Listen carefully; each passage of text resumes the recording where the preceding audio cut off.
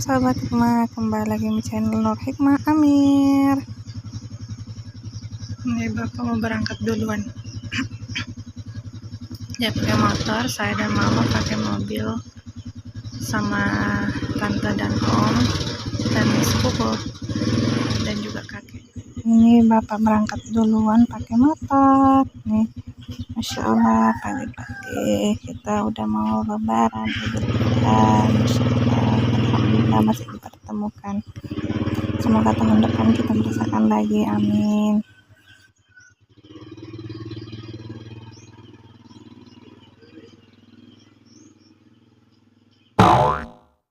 Nah, saya dan keluarga juga on the way juga ke masjid, Masya Allah, ke lapangan untuk sholat id, Masya Allah. Allahu Akbar.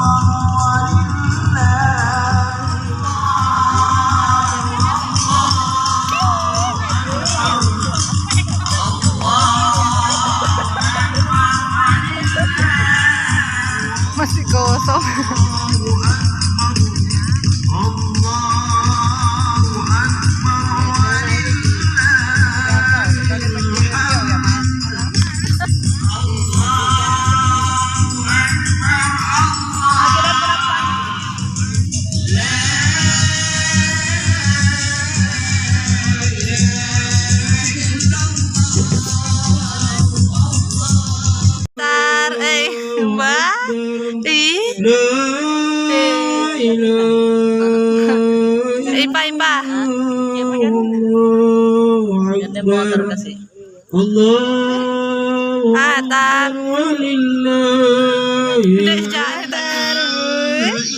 Assalamualaikum. Apa ini dek? Sembayang ki? Sembayang ki dek?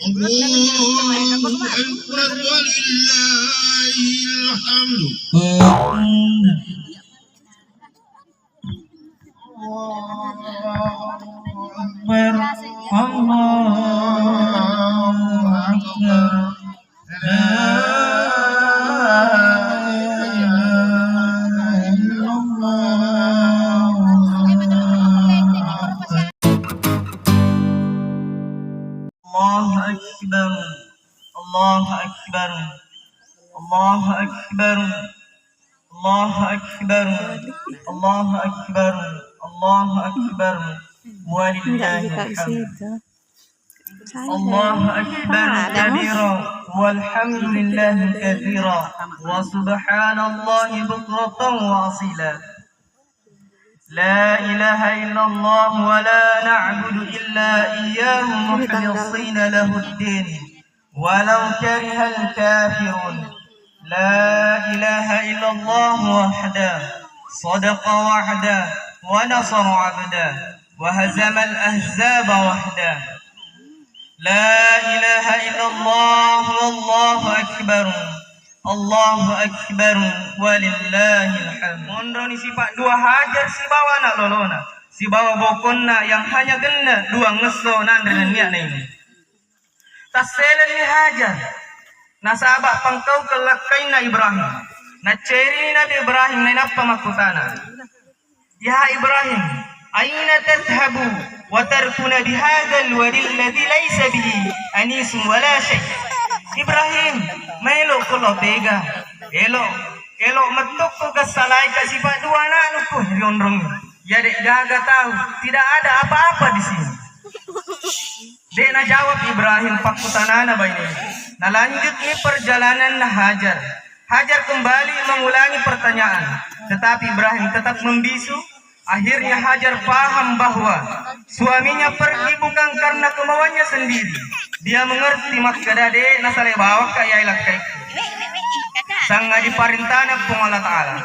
Maka kemudian Hajar bertanya, Allahu amaraka bihadza. Pung Allah Ta'ala kasuruki salai kasih bawa anak kurion rongiyai. Ibrahim menjawab, benar. Kemudian istrinya yang soleh dan beriman itu berkata, idzal la yudayyun Allah. Jika demikian pasti Allah tidak akan menterlantarkan kami. Allahu Akbar, Allahu Akbar, Allahu Akbar, walillahil hamd. Jamaah salat Idul Adha rahimakumullah. Mita dipekogi Ibrahim siwa bainaina. Naulle berprasangka baik kepada Allah Subhanahu wa taala. Mereka amat yakin bahwa selagi bersama Allah, maka mereka tidak mungkin terlantar. Tidak akan ada yang dapat mencelakainya ataupun melukainya. Bila kita lihat banyak manusia yang frustasi dalam kehidupan ini, atau banyaknya manusia sengsara, ternyata bukan karena sedikitnya nikmat yang Allah berikan kepada mereka, akan tetapi karena sedikitnya husnuzon, berbaik sangka kepada kebaikan Allah. Padahal nikmat yang Allah berikan jauh lebih banyak dari siksanya. Oleh karena itu kita harus berbaik sangka kepada Allah, karena Allah menjelaskan dalam sebuah hadis qudsi bahwa Dia sesuai prasangka hambanya. Dari Abu Hurairah radhiyallahu anhu berkata bahwa Rasulullah sallallahu alaihi wasallam bersabda, Allah berfirman, aku tergantung pada prasangka hambaku kepadaku, dan aku bersamanya jika ia mengingatku. Jika ia mengingatku dalam jiwanya, maka aku mengingatnya dalam diriku. Dan jika ia mengingatku di keramaian orang, niscaya aku akan mengingatnya di hadapan sekumpulan makhluk yang lebih mulia dari mereka. Andaikan ia mendekat kepadaku setapak, maka aku akan mendekat kepadanya sehasta. Bila ia mendekat kepadaku sehasta, maka aku akan mendekat kepadanya sepedepat. Dan jika ia mendatangiku dengan berjalan, maka aku akan menghampirinya dengan berlari. Hadis riwayat Bukhari dan Muslim. Manusia wajib berbaik sangka kepada Allah, apapun keadaannya, karena Allah akan menyikapi hambanya sesuai prasangka tersebut. Jika hamba itu berprasangka baik, maka Allah akan memberikan keputusan yang baik untuknya. Namun bila hamba itu berburuk sangka, maka berarti ia telah menghendaki keputusan yang buruk dari Allah. Allah tidak akan menyia-nyiakan harapan hambanya, senantiasa berbaik sangka kepadanya. Seorang hamba yang bijak adalah yang senantiasa berbaik sangka kepada Allah dalam setiap keadaan. Jika ia diberi kenikmatan, ia merasa bahwa hal ini adalah karunia dari Allah. Ia tidak besar kepala dengan kenikmatan duniawi tersebut. Sebaliknya, bila ia diderah dengan penderitaan atau kekurangan, maka ia merasa bahwa Allah sedang mengujinya agar dapat meraih tempat yang mulia. Tidak berburuk sangka dengan menganggap Allah tidak adil atau Allah tidak menghinakannya. Kita harus belajar dari Hajar, seorang wanita yang baru mempunyai anak bayi, kemudian ditinggalkan suaminya di padang pasir yang gersang. Tetapi dia yakin, jika ini adalah perintah Allah, maka Allah tidak akan menterlantarkannya. Allah pasti akan membantunya. Kisah ini bukan hanya untuk Hajar saja, dan kisah ini juga ara fi manami anni atbahuka fansur ma taqra. Qala ya abati if'al ma tu'maru satajiduni insyaallahu minas sabirin. Tatkala anak itu telah dewasa, Ibrahim berkata, anakku, sesungguhnya engkau kakak tulu-tulu bahwa aku akan menyembelihmu pekogi tangakmu. Ia menjawab, wahai ayahku, lakukanlah jamai apa yang diperintahkan oleh Allah kepadamu. Insya Allah engkau akan mendapatiku termasuk orang-orang yang sabar. Renungkanlah bentuk ujian yang telah Allah berikan kepada beliau.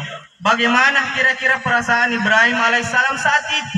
Pergumulan seperti apa yang berkecamuk di dalam hatinya, di dalam batinnya. Saat itu Ibrahim berpikir tentang putranya. Apa yang harus beliau katakan saat beliau hendak membaringkannya di atas tanah untuk disembelih? Ibrahim mengambil jalan yang paling baik, yaitu berkata dengan jujur dan lemah lembut kepada putranya, ketimbang menyembelihnya secara paksa. Lihatlah kepasrahan dan pengorbanan Ismail beserta ayahnya Ibrahim. Mereka berlomba-lomba untuk mendapatkan cinta Allah dan kasih sayangnya, walaupun dengan mengorbankan anak tersayangnya. Allahu Akbar, Allahu Akbar, walillahil hamd. Kaum muslimin dan muslimat yang dimuliakan oleh Allah, engkau pelajaran napitaki oleh di keluarga Ibrahim dan anak Ismail tentang makna pengorbanan kepada Allah dengan segala hal di kehidupannya. Kata kurban dalam bahasa Arab berarti mendekatkan diri. Dalam fikih Islam dikenal dengan istilah udhiyah. Sebagian ulama mengistilahkan an-nahar, sebagaimana yang dimaksud dalam Quran surat Al-Kautsar, fashalli li rabbika wanhar. Dirikanlah salat karena Rabbmu dan berkurbanlah. Akan tetapi pengertian kurban bukan sekedar menyembelih binatang kurban lalu menyedekahkan menyerahkan dagingnya kepada fakir miskin. Akan tetapi, secara umum, makna korban meliputi aspek yang sangat luas. Dalam konteks sejarah, di mana umat Islam menghadapi berbagai cobaan, makna pengorbanan amat luas dan mendalam.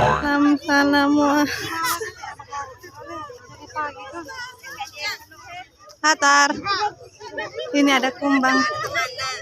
Atar, apa deh ini?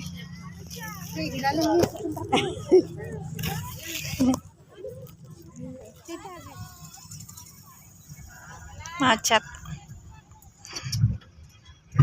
Stop.